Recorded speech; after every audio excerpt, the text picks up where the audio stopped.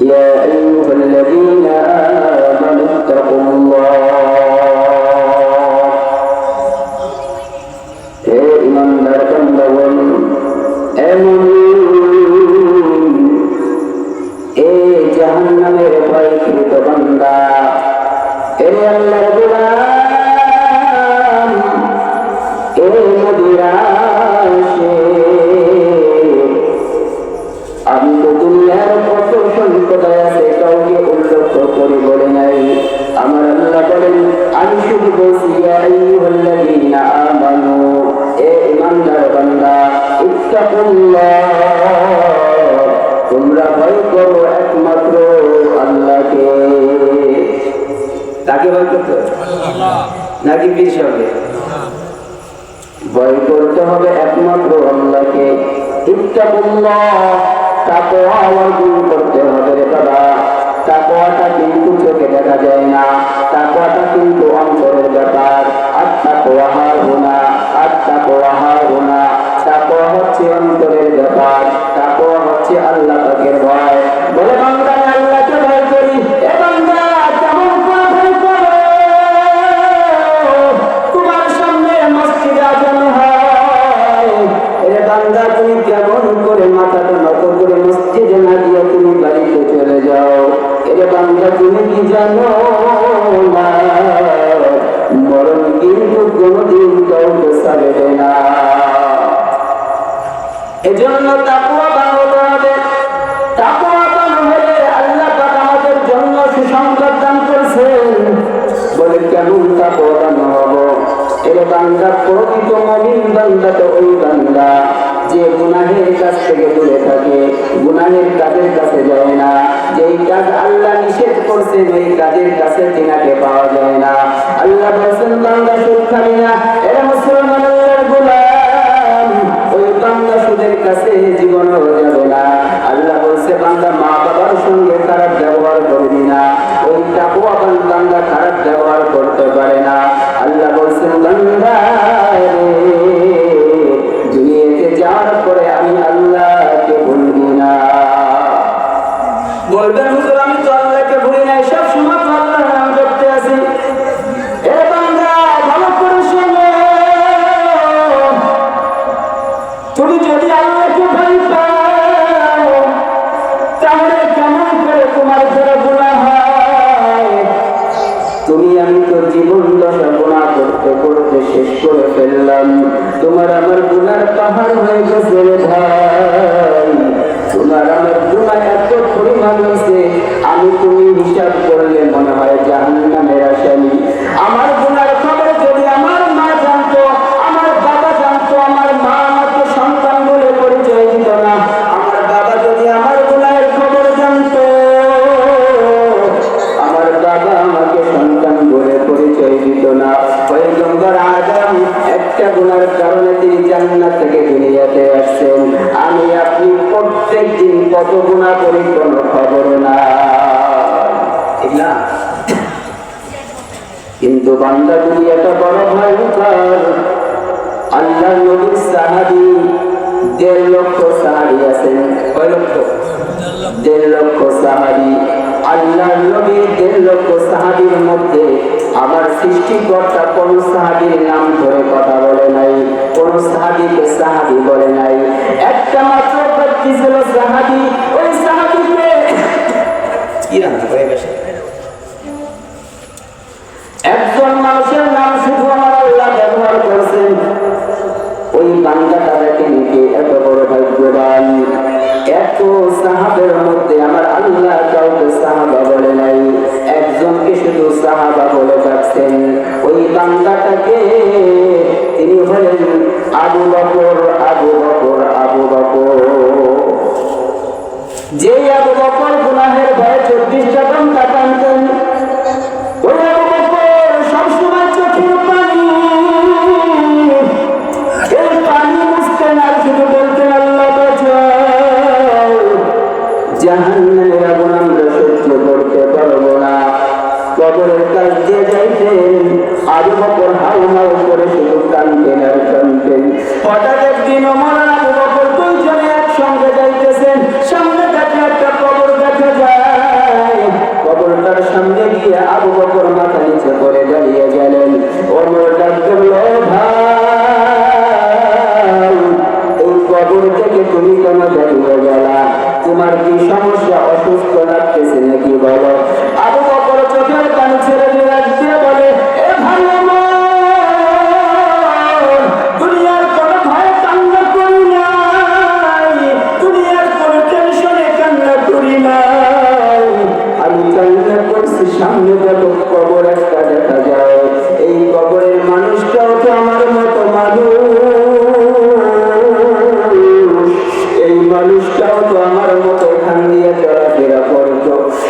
মানুষটার কথা চিন্তা করার পরে আমার মাথার মধ্যে কেন যেন কবরের ভয় ঢুকে গেল। আমার যেন কেমন মনে হয় এই কবরটা কখন জানি আমার জন্য প্রস্তুত হয়, এই কবরটা কখন যেন আমার জন্য রেডি হয়ে যায়। এ ভাই এই জন্য আমি কবর দেখে কান্না করি। কিন্তু আমি আপনি গুনাহ করতে করতে কলবটাকে কালো বানাই ফেললাম। এরপরে বাড়ির পাশে কবরস্থান, প্রত্যেক দিন কবরের সামনে যে যাতায়াত করা লাগে, কবরের পাশে আবার জমিন আছে, ওই জমিনে প্রত্যেকটা দিন চাষ করি কিনা বলেন। কবরের সাইডে যাদের জায়গা তারাও কবরের পাশে কাজ করতে থাকে। মসজিদে আজান হয়, ওই বান্দা ওইখানে দাঁড়ায় কাজ করতেই আছে, ওর মনে হয় না যে এখানে আমার বাপ দাদা ঘুমায় আছে। এজন্য কেমন ভয় করবে আল্লাহকে, নিয়তটাকে আগে সঠিক বানাইতে হবে। ইন্নামাল আমালু বিন্নিয়াত, নিয়তটাকে খালিস করো।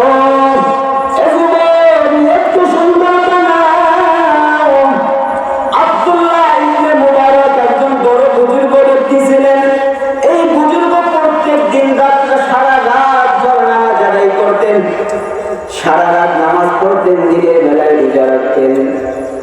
হঠাৎ করে তিনি এইভাবে করতে করতে তাকায় রেখে আব্দুল্লাহ ইবনে মুবারকের বাড়ির পাশে একটা বাড়ি ছিল, ওই বাড়ির মধ্যে ছিল একজন কামার।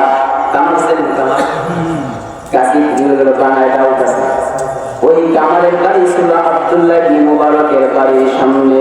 আব্দুল্লাহ ইবনে মুবারক যখন তিনি নামাজের মধ্যে মুসাল্লায় দাঁড়িয়ে যায়, কামার ওই দূরের থেকে চিন্তা করে আব্দুল্লাহ ইবনে মুবারক নামাজে দাঁড়ায় গেছে, কিন্তু আমি গরিব মানুষ, আমি যদি একটু রোজগার না করি আমার ছেলে সন্তানকে খাওয়াবো কি? সবচাইতে বড় কথা, আমার একটা মা আছে, তার বয়স হলো 95 বছর। আমার মা হাঁটতে পারে না, আমার মা চলতে পারে না, আমার মা একা একা খাইতে পারে না। আমি যখন যাইয়া মাকে খানা খাওয়াই, মা তখন খানা খায়। আমি যাইয়া মাকে পরিষ্কার পরিপাটি করে তারপরে রেখে দেই। আব্দুল্লাহ ইবনে মুবারক তো বড় কোটিপতির সন্তান, টাকা পয়সার কোনো অভাব নাই। এই জন্য আব্দুল্লাহ ইবনে মুবারক আল্লাহর গোলামি করে ইচ্ছা মতো। আমি গরিব হওয়ার কারণে আমি কাজী বেড়ে বাইরে বাইরে তারপর রোজগার করি। আমি তো আব্দুল্লাহ ইবনে মুবারকের মতো পারি না, কিন্তু যখন আব্দুল্লাহ ইবনে মুবারক নামাজে দাঁড়ায় আমার বড় কষ্ট হয়, যদি ওই রকম আমি হইতে পারতাম। আব্দুল্লাহ ইবনে মুবারকের মতো যদি 24টা ঘন্টা নামাজে দাঁড়াইতে পারতাম, এ যুবক তোমার কি মনে হয় না? ওই কবর কিন্তু তোমার আমার সামনে প্রত্যেকটা দিন দেখা যায়, ওই কবর কিন্তু ডাকে বান্দা ভালো কাজ না করে কবরের মধ্যে বসিও না। আব্দুল্লাহ ইবনে মুবারক তিনি নামাজ পড়েন, কামার কান্নাকাটি করে। হঠাৎ করে আব্দুল্লাহ ইবনে মুবারক রাহমাতুল্লাহ আলাইহি মারা গেলেন। মারা যাওয়ার পরে তার একজন শাগির্দ ছিলেন, মুরিদ ছিলেন। ওই মুরিদ হঠাৎ করে ঘুমের ঘরে তিনি স্বপ্নে দেখতেছেন আব্দুল্লাহ ইবনে মুবারক বড় একটা জান্নাত পাইছেন। বলেন সুবহানাল্লাহ। আব্দুল্লাহ ইবনে মুবারক বড় একটা জান্নাত পাইছেন। ইতিমধ্যে তার পক্ষে তাকায় দেখে ওর চাইতে ভালো দামি একটা ঘর। ওই মুরিদটা বলে, এই যে আব্দুল্লাহ ইবনে মুবারকের সামনে এই দামি ঘরটা কার? এটা কোন বুজুর্গের ঘর? স্বপ্নের মাধ্যমে তিনি জানতে পারলেন এটা কোনো বুজুর্গের ঘর না, এটা আব্দুল্লাহ ইবনে মুবারকের বাড়ির সামনে একটা কর্মকার ছিল কামার।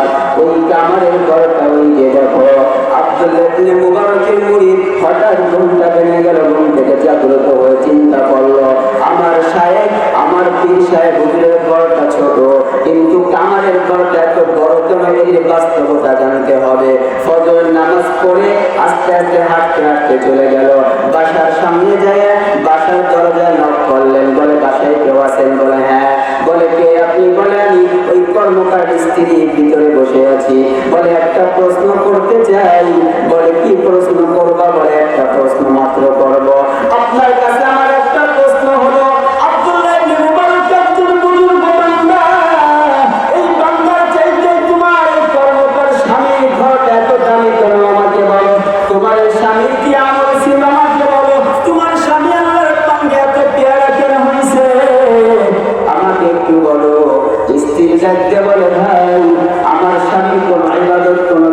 ছিল না, কিন্তু একটা জিনিস ছিল, যখন মসজিদে আজান হইত আমার স্বামী ওই হাতুড়ি দিয়ে একটা বারো কোনোদিন কোনো কাঠিকে বাড়ি মারে না। আমের আপনি তো মারি না, তাই না? কিসের যদি আজানের 1 মিনিট আগে আসে, আজান কি হয়েছে? আইসি আব্দুল্লাহ ইবনে মুবারকের চাইতে নিয়তটা ভালো হওয়ার কারণে মনের আকাঙ্ক্ষা আছে, কিন্তু গরিব হওয়ার কারণে পারে নাই। এই জন্য তিনি ওই আজান যখন হইতো সাথে সাথে দৌড়ে মসজিদে যাইয়া নামাজ শেষ করে আবার কেনার কাজে তিনি ব্যস্ত হয়ে যেত। এই জন্য আব্দুল্লাহ ইবনে মুবারকের চাইতে বড় দামি হইলেন কর্মকার। এর বান্দা ভালো করে শুনে নাও, দুনিয়ার মধ্যে কোনো চেহারা আকৃতির কোনো দাম আল্লাহর কাছে নাই। কে পীর সাহেব, কে মুফতি সাহেব, কে মুহাদ্দিস সাহেব, কারো দাম কিন্তু মালিকের কাছে নাই। কবরে রাখার পরে পীর সাহেবের 3টা প্রশ্ন হবে, আমারও 3টা প্রশ্ন হবে, আপনারও 3টা প্রশ্ন হবে, কারো 4টা প্রশ্ন কিন্তু বাবা করা হবে না। এটা নবীর আয়েশে ওই কবরের প্রস্তুতি নিয়ে তারপরে যাইবা। ওয়ালা তামুতুন্না ইল্লা ওয়া আনতুম মুসলিমুন, এবং পরিপূর্ণ খাঁটি মুসলমান হয়ে কবরে যাইবা। সাথে সাথে আরেকটা কাজ করবা, ওয়া বিল ওয়ালিদাইনি ইহসানা, মাতা পিতার খেদমত করবা বান্দা। মাতা পিতা বড় দামি সম্পদ, মাতা পিতার চাইতে বড় পীর দুনিয়ার জমিনে কেউ নাই। বাইজিদের নাম শুনছেন? বাইজিদে একটা পানির জন্য তার মা দোয়া করলেন। বাইজিদের কাহিনীটা সংক্ষেপে বলে দেন। বাইজিদের মা বলছে, বাইজিদ আমাকে একটু পানি দাও, পানি খাবো। বাইজিদ পানি আনতে গেছে, পানি আনার পরে দেখে মা বিছানায় ঘুমায় গেছে। বাইজিদ দাঁড়ায় আছে, সারা রাত দাঁড়ায় আছে, আর ঘুমায় নাই। বাইজিদ দাঁড়ায় আছে, ঘুমায় নাই। বাইজিদের মা হঠাৎ যখন ঘুম ভেঙে যায়, ডাকতে বলে, বাবা তুমি কেন দাঁড়িয়ে আছো? বলে, মা তুমি না পানি খাইতে চাইছো, এই জন্য আমি দাঁড়িয়ে আছি। মা ডাকতে বলে, সন্তান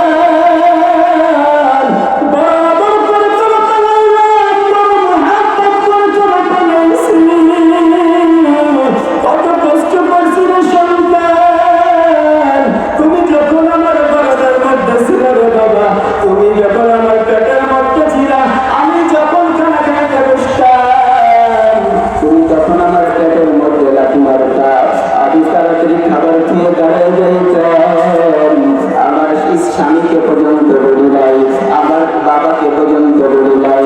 ও সন্তান, তুমি যখন আমার পেটের মধ্যে রাখি মারতাম, আমার পরিবারকে ছেড়ে যাইতে সন্তান, আমি কোনোদিন কারো কাছে বলি নাই। আবার যখন দুনিয়ার জমিনে তোমাকে বলিষ্ঠ হইবা, 7 আসমান জমিন মনে হয় আল্লাহ আমার মাথার উপর ঠেলে দিছে। এত যন্ত্রণা থাকার পরেও আমি যখন তোমার চেহারাটা দেখতে পাইলাম, সাথে সাথে বাবা আমার কষ্টগুলো সব দূর হয়ে গেছে। এর কারণে ওই মার কলিজা আঘাত দিয়া জানেন বলেন, ওই মার কলিজা আঘাত দিছে না। যে সন্তান মাকে ভালোবাসে, এই সন্তানকে আল্লাহ 4টা পুরস্কার দেবেন। 1 নম্বর পুরস্কার সংক্ষেপে বলে যায়, সময় সব সারা বছর গেলার মতো সংক্ষেপে বলে শুধু মেইন পয়েন্টটা ধরে রাখবেন। আল্লাহ তাআলা 4টা পুরস্কার মা বাবার নেককার সন্তানকে দান করবেন। 1 নম্বর পুরস্কার হলো আল্লাহ তাআলা ওই সন্তানকে দীর্ঘ নেককার দান করবে। বলেন সুবহানাল্লাহ। মা বাবা দেখবেন প্রথমে একটা দোয়া দেয়, সন্তান আমার মাথায় যতগুলো চুল আছে আল্লাহ তোর হায়াত ততদিন বাড়ায় দেন, তাই না? এই দোয়াটা দেয়। 2 নম্বর পুরস্কার আল্লাহ রাব্বুল আলামিন আপনাকে সম্মান ও দুনিয়াতে রাখবে। বলেন সুবহানাল্লাহ। 3 নম্বর পুরস্কার আল্লাহ দেবেন, এ বান্দা কঠিন বিপদ থেকে বেঁচে যাইবা, গাড়ির তলে পড়বা, তোমার এই বিপদ থেকে বাঁচাবে কে? লাগাও পীর সাহেব, সন্তান হয় না তো জাদু কারণের কাছে। এ বান্দা তোর সন্তান হয় না, মান্নাত করে পীর সাহেবের দরবারে। ওই পীর সাহেবের কোনো ক্ষমতা নেই, ওই গাজকালীন তাদের কোনো ক্ষমতা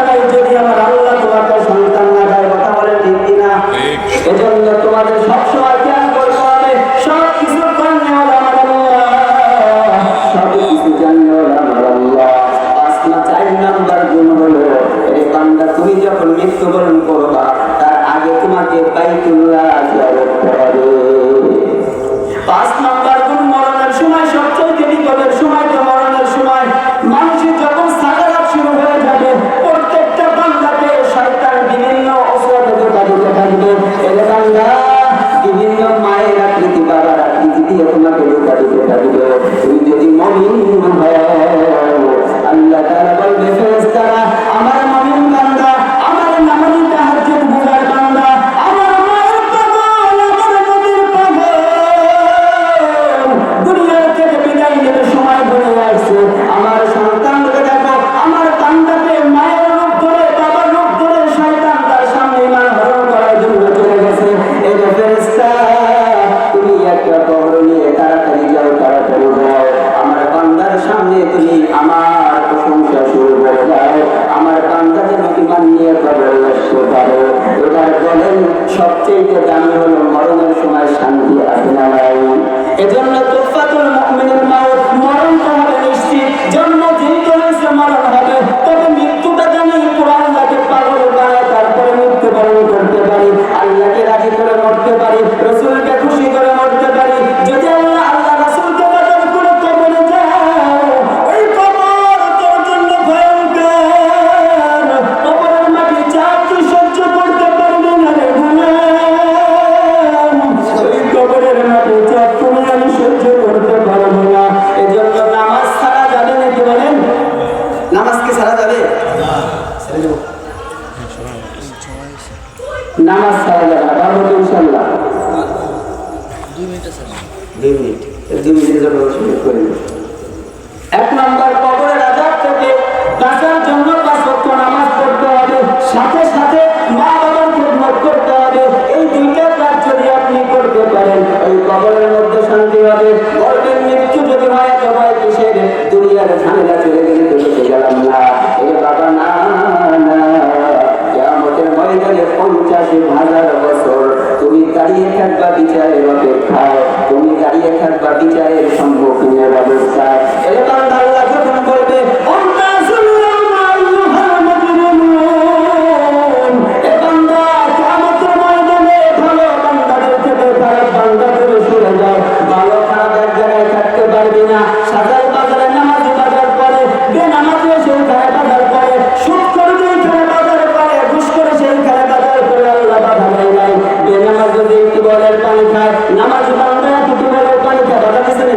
কোনদিন বাধা দেয় নাই, কিন্তু না বান্দা না, কিয়ামতের ময়দানে আল্লাহ বলবে ভালো বান্দার থেকে খারাপ বান্দা সরে যায়।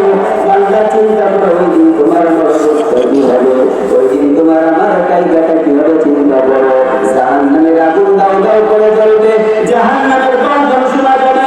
ওই সূর্য 13 কোটি 30 লক্ষ মাইল দূরের সূর্য আপনার মাথার উপরে থাকবে। এখনই গরমের সময় এত দূরের সূর্য যখন আলো দেয়, পিচ পর্যন্ত গলে যায়, পিচ ধাম ছুটে যায়, পায়ের তলে মাটি ফেটে যায়। আর যখন ওই 13 কোটি 30 লক্ষ মাইল সূর্য আপনার মাথার উপরে থাকবে, এর বান্দা তোর মাথার মগজগুলো টপ টপ করে পড়তে থাকবে, এর বান্দা তোর দিনগুলো হাতের মারের মতো চুললে চুললে পড়তে থাকবে। এর বাবা এই হাসরের ময়দানের বিচার তুমি আমি সহ্য করতে পারবো না। এজন্য মরণের সময় অতি নিকটে, কে কখন মারবে কেউ জানি না। এজন্য সবাই আমার সঙ্গে ওয়াদা করবেন, 5 ওয়াক্ত নামাজ পড়বেন তো ইনশাআল্লাহ, সবাই পড়বেন তো। রব্বুল আলামিন আমাদের হাতগুলো কবুল করে নাও, আমাদের দোয়া তুমি কবুল করে দাও আল্লাহ। মরণের আগে একবার হলেও মক্কা মদিনা সফর করার তৌফিক দিও আল্লাহ। জানাজার নামাজের আগে আমাদের সবাইকে সুস্থ অবস্থায় নামাজ পড়ার